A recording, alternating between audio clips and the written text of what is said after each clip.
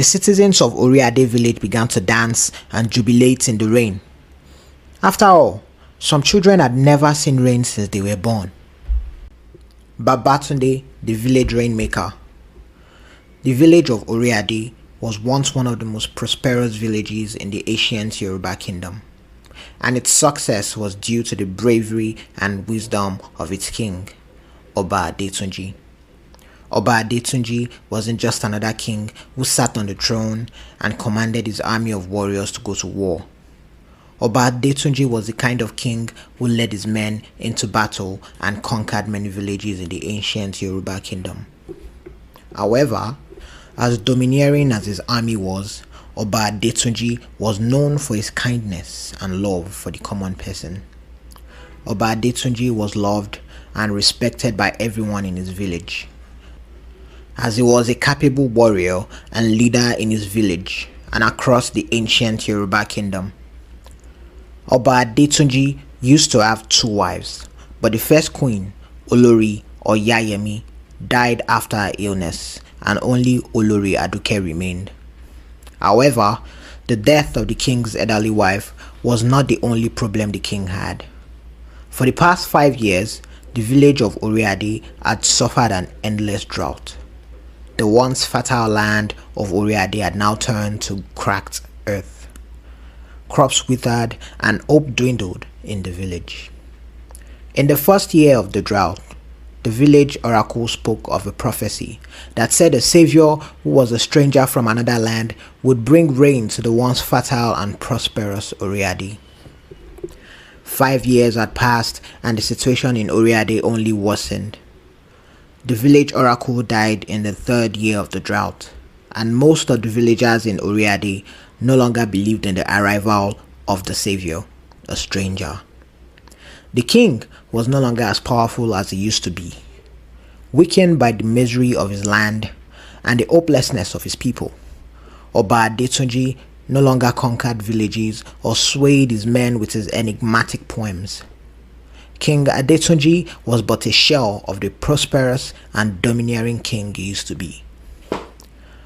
On one quiet afternoon, as it usually is in the village of Oriade, 3 strangers walked into the village. The strangers were a father, a mother, and a 4-year-old son. They were worn and weary from their journey, and it looked like they would not survive another day on the dangerous path to the next village. An old woman called Iyagba took pity on these strangers and asked them to come into her home for the night. The strangers identified themselves as Akomu and Ajike, and their son's name was Babatunde. They told the old woman that they had eloped from their village because there was a brutal war and they wanted to protect their child. Iyagba decided to take them in permanently after seeking permission from the king. On a quiet afternoon, 1 year after Iyagba took Babatunde and his parents in, Babatunde was playing outside with sand and he started to sing, "Rain, come to play. Rain, come to play. I'm all alone in this village.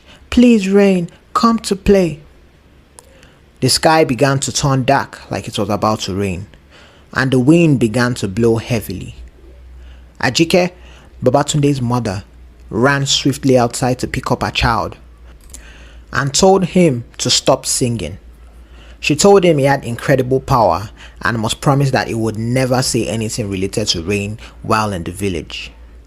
Babatunde nodded his head and continued playing with the sand. Babatunde was unaware of the consequences of his actions and the extent of his powers, but his mother knew just how powerful her son was. She stood looking at him as he played, and her mind flashed back to when he was a little younger, and he mistakenly said he missed the rain and wanted the rain to fall. There was a heavy downpour of rain in their village for 3 days and many people lost their crops to the flood. She was scared that if the villagers in Oriade, a village that had been suffering drought for a while, learned about his powers, they might think of him as more of a tool than a person. As the years went by, Babatunde grew into a fine young man.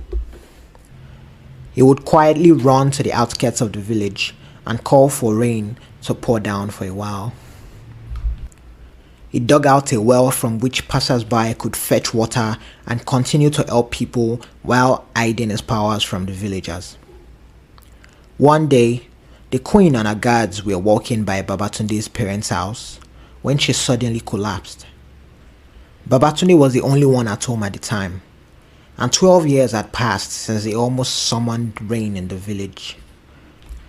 He had grown into a capable young man who learned how to use herbs to heal from Iagba and how to fight and hunt from his father. Babatunde quickly ran to where the queen was and told her guards he could help her. They hesitated at first, wondering what a young man like him could do to save the queen. He noticed that the queen was dehydrated and needed to drink water quickly. The guards looked at each other and shrugged, knowing they could not get water anywhere. Babatunde knew the only way to save the queen was for him to use his powers. Babatunde whispered, saying, "Rain, please fall gently on this woman." After Babatunde finished whispering, the clouds turned dark and rain began to fall. The guards were amazed. Babatunde fetched water directly from the well with a calabash and gave the queen some water. The queen woke up and was grateful to Babatunde. By now, many villagers had gathered with several calabashes to fetch water. They were begging him to let the rain continue to fall. The number of villagers continued to grow, and it was becoming a mob, with some of them angry that he had his powers all this while and still allowed them to suffer for years. The queen told her guards to protect Babatunde from the villagers and take him to the palace. Babatunde was taken to the palace to see the king. Babatunde, though now weary and a little older, still had his graceful demeanor and commanded respect when he spoke. He told Babatunde that he would be honored to have him become their rainmaker, and in return, he would bless Babatunde and his family with land, riches, and many cowries. Babatunde told the king that he was happy to help the king and the people of this village without the gifts. But the king insisted that he collected the gifts. Babatunde agreed and closed his eyes before whispering, saying, "Please, rain, come again to this land to bless these people with the fruits of their labor and an easy land to till." The clouds turned black as lightning began to strike. Thunder followed almost immediately, and rain fell across the entire Oriade village. The citizens of Oriade village began to dance and jubilate in the rain. After all, some children had never seen rain since they were born. The king smiled at Babatunde and told him that he would fulfill all the promises he made to him. 2 years passed, and Babatunde became Oriade's beloved rainmaker. His efforts as a rainmaker helped bring prosperity and joy to the land. His only request was that the villagers of Oriade be kind to their neighboring villages and give away as much water and farm produce as possible to help those in need. Due to the nature of Babatunde's work for the king and the people of Oriade, he spent a lot of time in the palace. The king had only one daughter, and she was very beautiful and had been the object of many suitors for many years. However, she only had eyes for Babatunde, and Babatunde also only had his eyes on her, even though many beautiful women came to him with advances every day. No one in the palace knew that the princess was courting Babatunde, but Babatunde's parents knew all along, since the princess always visited Babatunde at his parents' house. One day, Princess Adekemi tried sneaking out of the palace to meet Babatunde, but the queen followed her and saw the princess and Babatunde in a romantic embrace. She became furious as she didn't want her daughter to marry a commoner like Babatunde. Even though he was a vital member of their village, he was still not from a royal bloodline. The queen vowed to make sure that Babatunde and the princess didn't end up together as a couple. The queen returned to the palace and pretended she did not see her daughter and Babatunde playing romantically together. A week after the queen saw Babatunde and the princess together, she sent a message to Babatunde to meet her on the outskirts of the village for an official message from the king.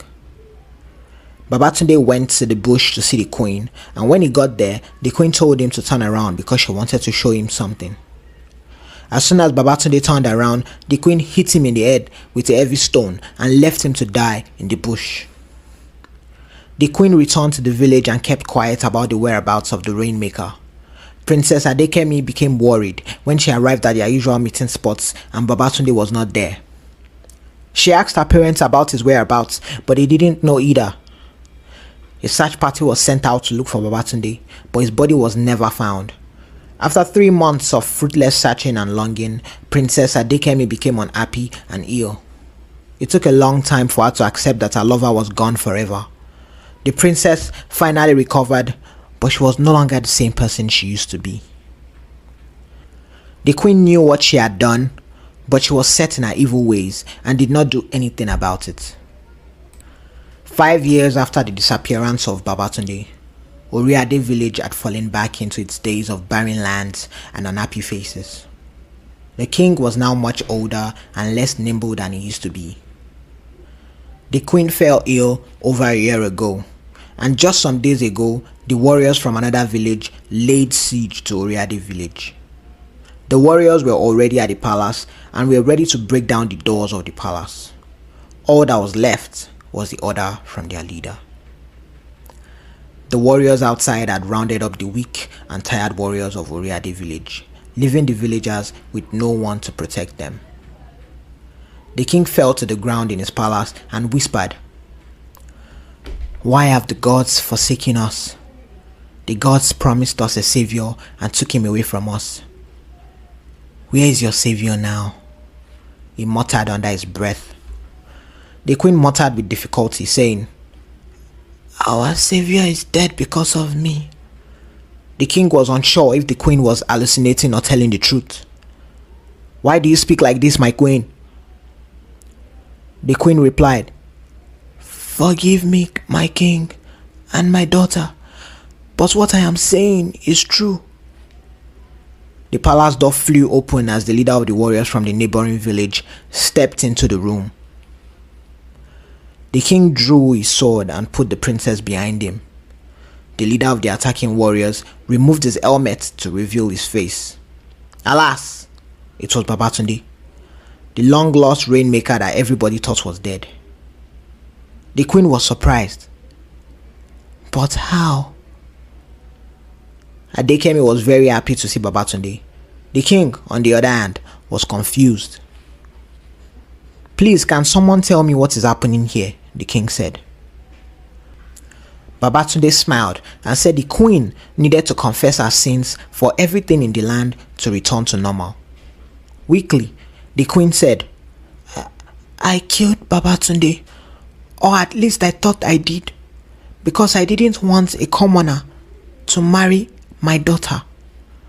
Also, I am the one that poisoned Olori Agba, so that I can be the only queen in the palace." Babatunde told them that the elder queen was from a long line of river priestesses who were called the children of the river. The death of the first queen is the reason the land had been plagued by drought for 10 combined years. The king, still stunned, asked, "But how did you survive?" Babatunde told them how a hunter from the neighboring village found him half dead and nursed him back to life. He told them he owed the hunter his life. The hunter did not know that he didn't just save a commoner, he saved the life of the heir to the king of his village. It turned out Babatunde was the son of the king and queen of Iremo village.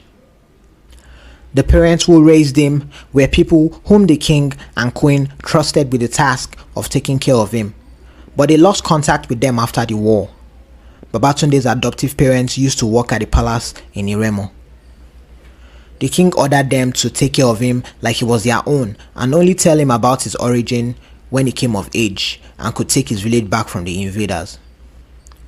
Babatunde's full name was Adewaja Babatunde, and he was the sole heir to the crown in his village, Iremo. Babatunde raised his hand and called on rain to cleanse the land and wash away the sins of the queen. The cloud turned dark and rain immediately started to fall. Babatunde went down on his knees and asked for the hand of Princess Adekemi's hand in marriage. The king was happy to give his daughter to a worthy man like Babatunde. With tears in her eyes, Adekemi stretched her hand and said, "Yes, Babatunde, my love, my rainmaker, my king, I will marry you." They embraced, and the people of Oreade village rejoiced as rain poured. The queen was banished into the evil forest, never to return. Babatunde's destiny, born of war and revealed by hope, brought rain, redemption, and a love that defied all odds. The end.